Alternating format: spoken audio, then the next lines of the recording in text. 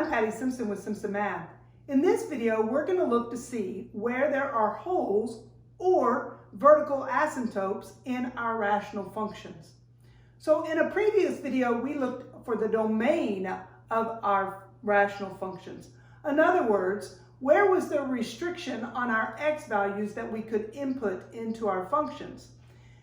In this video, we're going to see that those restrictions, those places that caused a problem in our functions, will either create a point of discontinuity, a hole, or we're going to have a vertical asymptote at that spot. So on our graph, we may have something that looks like this, where our graph has a point of discontinuity. In other words, the graph is just tootling along, and then all of a sudden it's got this point in it that is a point of discontinuity, where it's discontinued there. There's a hole in the graph.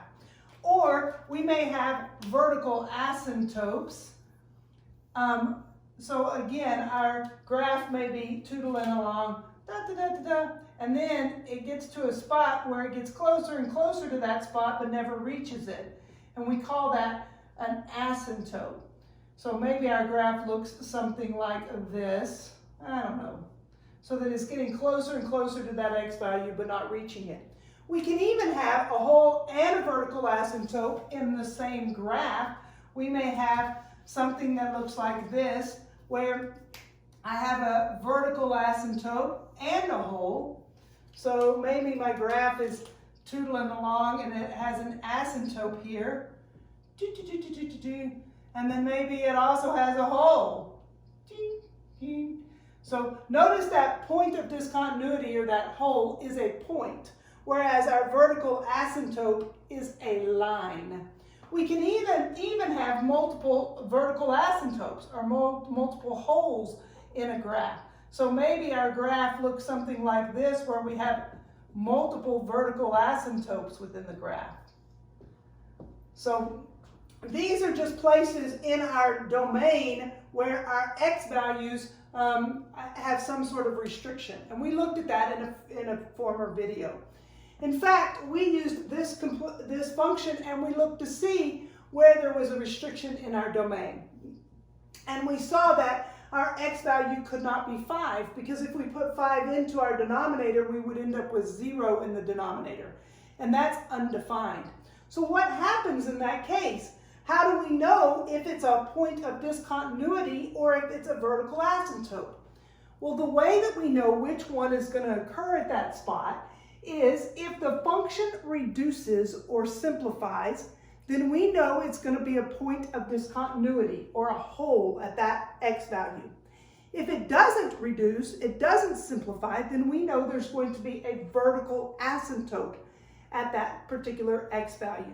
Now remember, when we talk about vertical asymptotes, that's a vertical line. So anytime we're talking about a vertical asymptote, we will need to give the equation of a line where x equals a number. Whereas when we are talking about a point of discontinuity or a hole, we will need an x value and a y value. We'll look more at that. In this case, my function does not simplify. I cannot reduce this function. So that tells me that I have a vertical asymptote.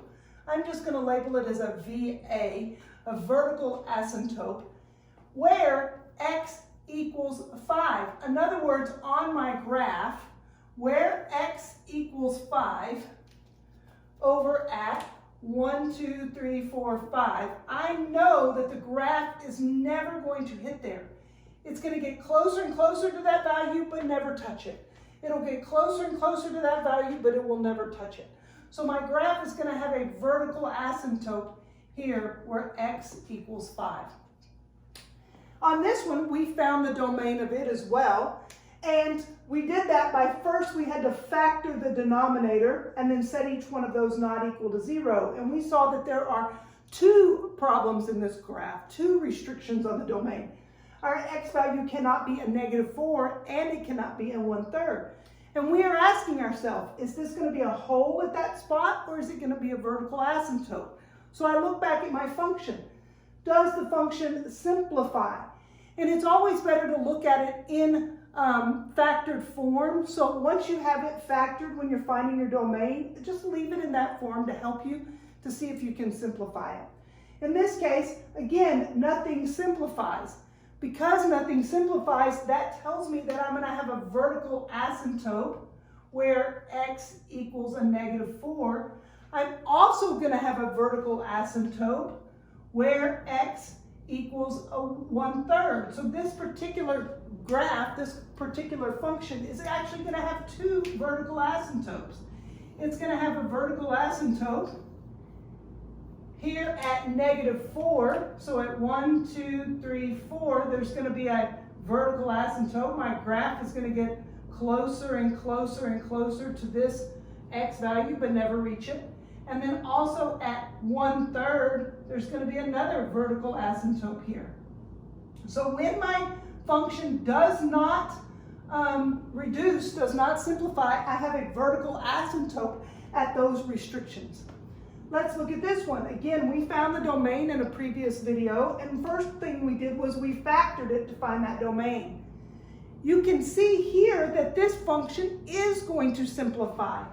Notice that this x minus 1 divided by that x minus 1 becomes 1.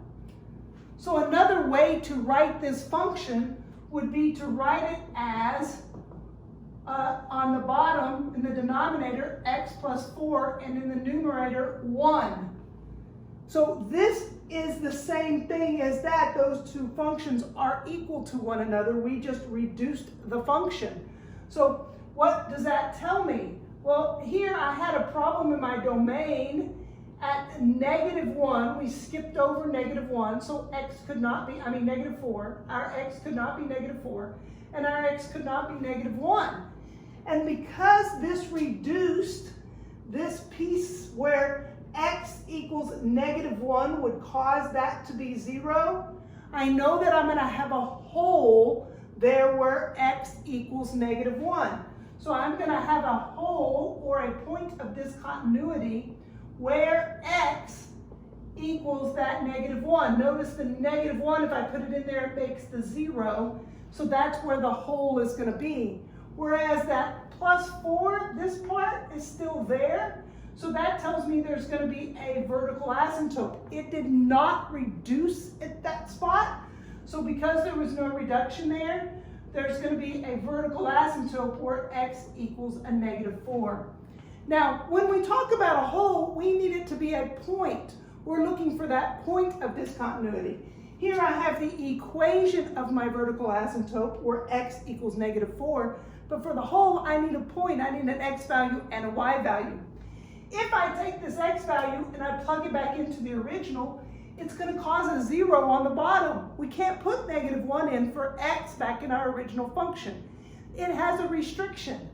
So instead, what we're going to do is we're going to insert our -1 into the reduced form. I'm just going to substitute. I'm going to use the word plug, it's shorter. I'm going to plug in or substitute in -1 for x in the reduced form to help me find my y. So now I'm going to do that. So j of -1 equals 1 over -1 plus 4, which is a 1/3. So in other words, this hole is going to be at -1, 1/3. That point is where my point of discontinuity is. So when I'm talking about a vertical asymptote, it's going to be an equation of a line, x equals a number. But when I'm talking about the hole, I need a point. So I need an x value and a y value. And the way to find the y value is to use your x and substitute it in to the reduced form of the function to find that y. Math Made Simple, it's some math. Thanks for watching.